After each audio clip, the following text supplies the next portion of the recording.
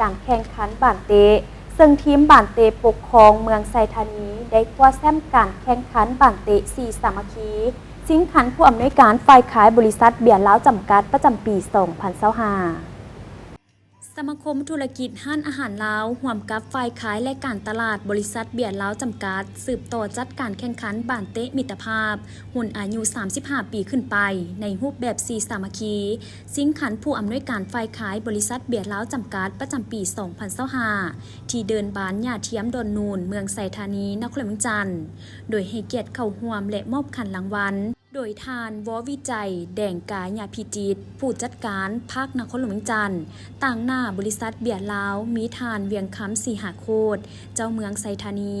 ทานสุขสาครสีประเสริฐผู้อำนวยการศูนย์โฆษณาข่าวสารการศึกษากีฬา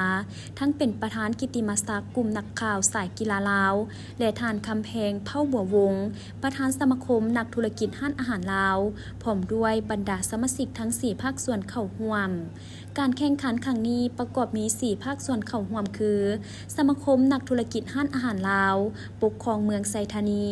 ฝ่ายการขายและการตลาดส่งทางจำหน่ายผลิตภัณฑ์บริษัทเบียร์ลาวจำกัดและสื่อมวลชนสายกีฬาลาวซึ่งรูปแบบการแข่งขันแม่นจกสลากประกบคู่แข่งขัน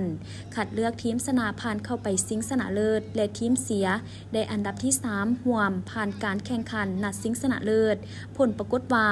องค์การปกครองเมืองไซธานีนครเมืองจันทร์ที่สามารถไล่เอาชนะสมาคมนักธุรกิจห้านอาหารลาว3-1ในการดวลจุดโทษภายหลังในเกมเสมอกัน0-0ประตูได้แซมไปครองส่วนสมาคมนักธุรกิจห้านอาหารลาวได้เพียงอันดับที่2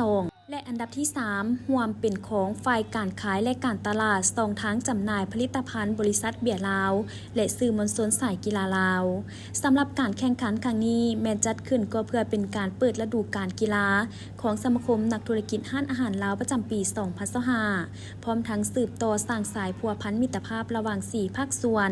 ให้มีความหัดแน่นความสามัคคีหักแพงแน่ใส่สั่งความเข้มแข็งให้บรรดาสมาชิกในสมาคมนักธุรกิจห้านอาหารลาวได้มีการแลกเปลี่ยนบทเรียนทางด้านธุรกิจให้ซึ่งกันและกันเฮ็ดให้การบริหารบริการห้านอาหารลาวมีถากก้าวสามารถประกอบส่วนสร้างสรรค์พัฒนาเศรษฐกิจสังคมของชาติให้เติบใหญ่ขยายตัวขึ้นเรื่อยๆโดยการแข่งขันรายการดังกล่าวทั้งสมาคมนักธุรกิจห้านอาหารลาวร่วมกับฝ่ายการขายและการตลาดบริษัทเบียร์ลาวจำกัดได้ให้การสนับสนุนการแข่งขันซึ่งประกอบมีขันรางวัลชนะเลิศและสุดแข่งขันทีมละ20 พื้นพร้อมกับงานเลี้ยงพบปะสังสรรค์ในวันดังกล่าวอีกด้วย